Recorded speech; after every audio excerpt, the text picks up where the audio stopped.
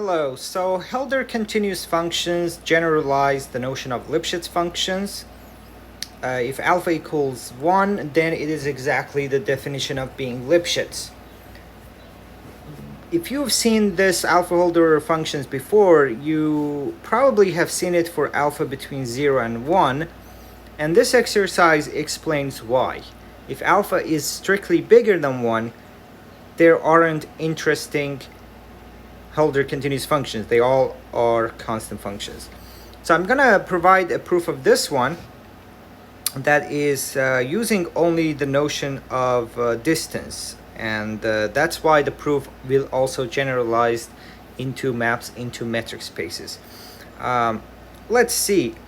The first thing we would do is actually reduce to the question to a one-dimensional question, and the reason why we can do that is that if you have arbitrary x and y in Rn, and then you parameterize the line between them, then you have the restriction to that line can be seen as a function from some compact interval, which without loss of generality we can assume is 0, 1 into R. So we can, this picture,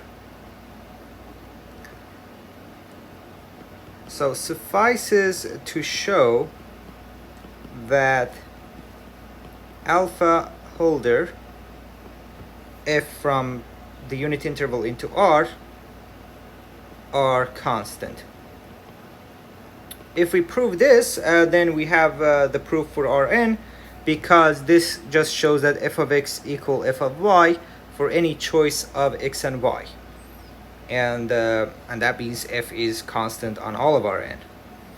To prove this one, one way is to divide by x minus y, and then you take limit as x goes to y. You prove that this function has derivative 0 everywhere, but as you will see, we don't need any of that, because sometimes you want to work with subsets of Rn and not necessarily with open sets where you can talk about differentiability. Also, we will see that you can have maps that go into a metric space, where again you don't have the notion of metric differentiability.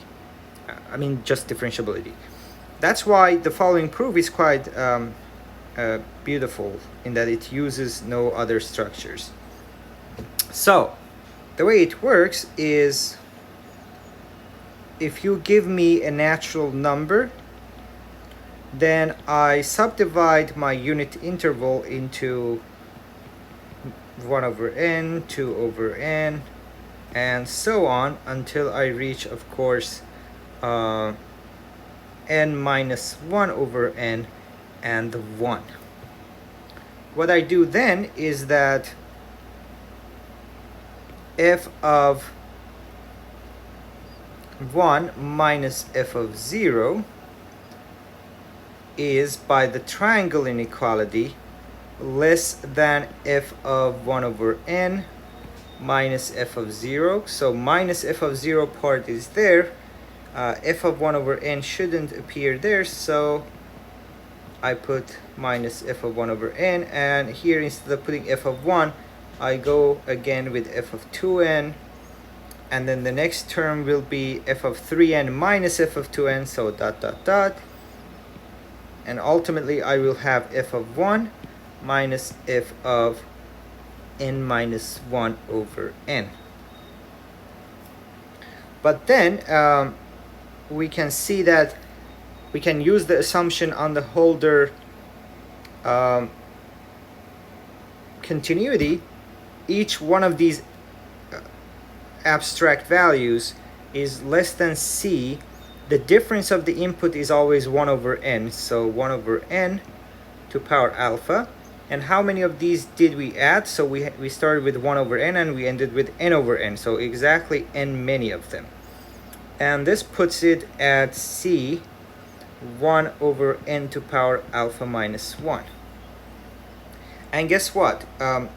Alpha minus 1 is positive, so we have a positive power in the denominator, and n is arbitrary. However, this f of 1 minus f of 0 does not involve any capital N or anything. So that's a constant number that is less than anything of this form.